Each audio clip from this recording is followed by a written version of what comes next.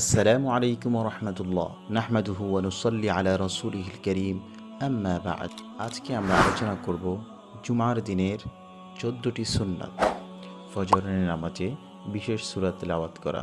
রাসূল করিম সাল্লাল্লাহু আলাইহি ওয়াসাল্লাম ইরশাদ করেছেন, কানা নবিয়্যু সাল্লাল্লাহু আলাইহি ওয়াসাল্লাম ইয়াকরাউ ফি সলাতিল ফজরি ইয়াউমাল জুমআতি আস-সাজদাতা ওয়া হাল আতা আলাল ইনসান। অর্থাৎ রাসূল করিম সাল্লাল্লাহু আলাইহি ওয়াসাল্লাম শুক্রবার ফজরের নামাজের সূরাতু আস-সিজদা ও সূরাতু আল ইনসান পাঠ করতেন। রাসূল করিম সাল্লাল্লাহু আলাইহি ওয়াসাল্লামের উপর বেশি বেশি দুরূদ পাঠ করা। রাসূল করিম সাল্লাল্লাহু আলাইহি ওয়াসাল্লাম ইরশাদ করেছেন, আকসিরু আলাইয়া মিনাস সলাতি ইয়াউমাল জুমআতি ফাইন্না সলাতাকুম মা'রুদাতুন আলাইয়া। রাসূল করিম সাল্লাল্লাহু আলাইহি ওয়াসাল্লাম বলেছেন, তোমরা জুমার দিনে আমার প্রতি বেশি বেশি দুরূদ পাঠ করো, তোমাদের দুরূদ আমার কাছে পেশ করা হয়। জুমার নামাজকে গুরুত্ব দেওয়া। রাসূল করিম সাল্লাল্লাহু আলাইহি ওয়াসাল্লাম ইরশাদ করেছেন, লায়ানতাহিয়ান্না আকওয়ামুন আন ওয়াদইহিমুল জুমআতি আও লায়াখতিমান্নাল্লাহু আলা কুলুবিহিম সুম্মা লায়াকুনুন্না মিনাল গাফিলিন। অর্থাৎ যারা জুমার সালাত তথা নামাজ ত্যাগ করে তাদেরকে এই অভ্যাস বর্জন করতে হবে, নতুবা আল্লাহ তাআলা তাদের অন্তরে সিল মেরে দিবেন, অতঃপর তারা গাফিলদের অন্তর্ভুক্ত হয়ে যাবে। গোসল করে মসজিদে আসা। রাসূল করিম সাল্লাল্লাহু আলাইহি ওয়াসাল্লাম ইরশাদ করেছেন, মান জাআ মিনকুমুল জুমআতা ফালইয়াগতাসিল। যে ব্যক্তি জুমার জন্য আসে সেজন্য গোসল করে আসে। সুগন্ধি ব্যবহার করা।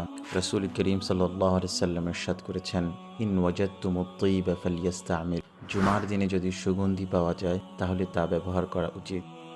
মিসওয়াক করা। রাসূল করিম সাল্লাল্লাহু আলাইহি ওয়াসাল্লাম ইরশাদ করেছেন, আল মিসওয়াকু সুন্নাতুন। ইমাম সাহেব জুমার নামাজের খুতবা দেওয়ার আগ পর্যন্ত দোয়া, তিলাওয়াত ও জিকিরে ব্যস্ত থাকা। আল হাফজু আলা যিকরি ক্বাবলা আল খুতবা। অর্থাৎ ইমামের আগমনের পূর্ব পর্যন্ত নামাজ ও জিকিরে মনোযোগী থাকা উত্তম। খুতবার সময় সম্পূর্ণ নিশ্চুপ থাকা। রাসূল করিম সাল্লাল্লাহু আলাইহি ওয়াসাল্লাম ইরশাদ করেছেন, মান ক্বালা লিসাহিবিহি ইয়াউমাল জুমআতি আনসিত ফাকাদ লাগাও। অর্থাৎ খুতবার সময় কাউকে চুপ করো বলে তাগিদ দেয়া বা আলাপ করা অনুচিত, সম্পূর্ণ মনোযোগ রাখা জরুরি। সূরাতুল কাহফ তেলাওয়াত করা। রাসূল করিম সাল্লাল্লাহু আলাইহি ওয়াসাল্লাম ইরশাদ করেছেন, মান ক্বারাআ সূরাতাল কাহফি ইয়াউমাল জুমআতি আদাআ লাহু মিনান নূরি মা বাইনাল জুমআতাইন। যে জুমার দিনে সূরাতুল কাহফ তেলাওয়াত করবে তার জন্য দুই জুমার মধ্যবর্তী সময় আলোক উজ্জ্বল হবে। জুমার নামাজে নির্ধারিত সূরা পড়া। নবী করিম সাল্লাল্লাহু আলাইহি ওয়াসাল্লাম জুমার নামাজের মধ্যে